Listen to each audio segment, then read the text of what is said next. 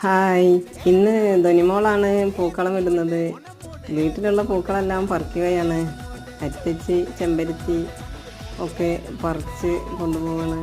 പിന്നെ കടയിൽ നിന്ന് കൊണ്ടുവന്ന പൂക്കളും ഉണ്ട്. അവള് വെക്കേഷന് അമ്മമ്മയുടെ വീട്ടിലേക്ക് വിരുന്ന് വന്നതാണ്.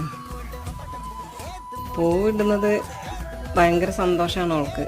ഇന്നലത്തെ പൂക്കളൊക്കെ വാരി വൃത്തിയാക്കി അമ്മമ്മ ചാണകമൊക്കെ കഴുകി കൊടുത്തു. അവളും മേമയും കൂടി തുളസിക്കതിര് വെച്ച് പൂക്കളൊക്കെ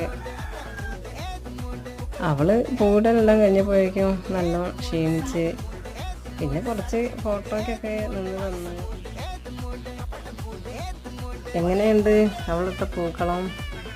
എന്നാൽ ഇനി പിന്നെ കാണാം.